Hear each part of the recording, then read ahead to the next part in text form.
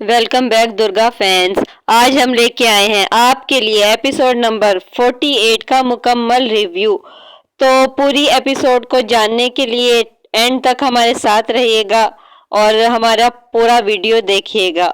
बहुत इमोशनल होने वाला है। दोस्तों, एक बात आपको बताती चलूं वीडियो शुरू करने से पहले कि एपिसोड नंबर 48 में ज़्यादातर अनुराग थिंकिंग करता रहा है।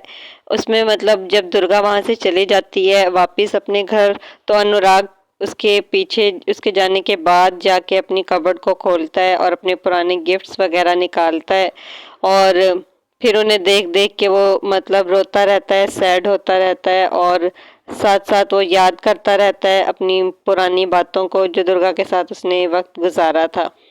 आधी से ज्यादा एपिसोड इसी में गुजर गई थी, तो आगे से मैं अब आपको दुर्गा के मुतालिक सोच सोच के दुखी होता है, लेकिन एंड पे वो एक ही बात कहता है कि दुर्गा, तुमने अपना सपना पूरा नहीं किया।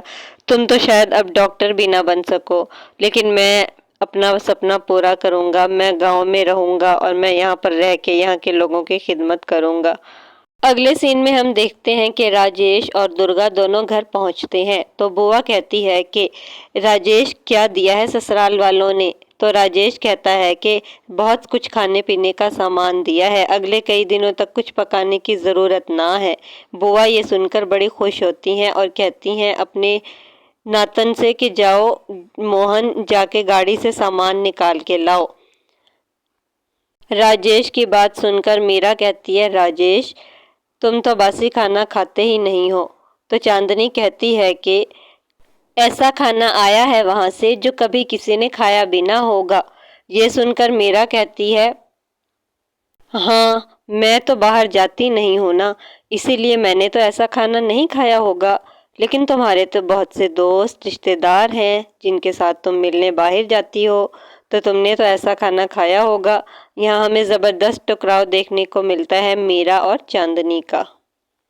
इतने में राजेश दोनों को, मीरा और चांदनी को वार्न करते हुए कहता है कि जितना भी खाना घर में आया है इसमें से एक दाना भी दुर्गा को नहीं मिलेगा। ये सुनकर मीरा को बहुत गुस्सा आता है और वो कहती है, राजेश कि ये क्या बात हुई, उसके मायके से खाना आया है और वही नहीं खाएगी? तो राजेश कहता है, जो मैंने कह दिया है बस वही होगा। तो मीरा कहती है कि तुम, वैसे भी कल से दिवाली का त्यौहार शुरू हो रहा है और दिवाली पर तो घर में दिए जलाए जाते हैं और तुम भी तो अपने दोस्तों के साथ पटाखे फोड़ने का मज़ा लेते हो ना। यहाँ पर बुआ मीरा को टोकते हुए कहती है, चुप हो जाओ, इतनी बड़बड़ करने की कोई ज़रूरत नहीं। जब राजेश ने कह दिया है तो बस कह दिया है।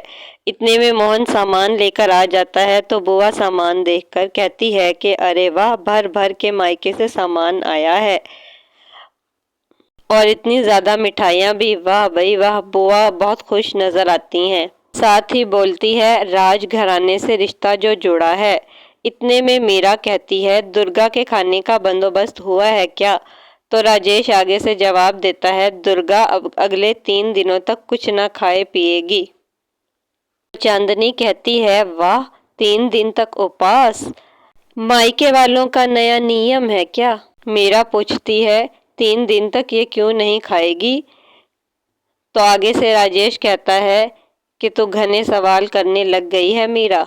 राजेश की बुआ बोलती है, कान खोल के सुन ले मीरा, राजेश घर का मर्द है, जो ये कहेगा वही होगा। तो आगे से मीरा बोलती है, इंसान का खून दौड़ता है ना मेरी रगों में, इसलिए दिमाग में सवाल भी इंसानों वाले ही आते हैं। मीरा दुर्गा से पूछती है, अब क्या हुआ है दुर्गा? तो दुर्गा कहती है, इन्हीं से पूछ लो। राजेश आगे से बोलता है कि इस लड़की को इसकी औकात में लाने का बस मुझे ही पता है। 3 दिन तक भूखी मरेगी तब इसे पता चलेगा। कुंवर साहब से इश्क लड़ाने चली थी। ये भी कहता है, मैं तो इस लड़की को ला ही नहीं रहा था, सब घर वालों ने पाँव में पड़कर माफ़ी मांगी तब लेके आया हूँ। दुर्गा बोलती है, ऐसा कुछ नहीं था, किसी ने कोई माफ़ी नहीं मांगी, और वैसे भी तुम किसी से डरते थोड़ी हो।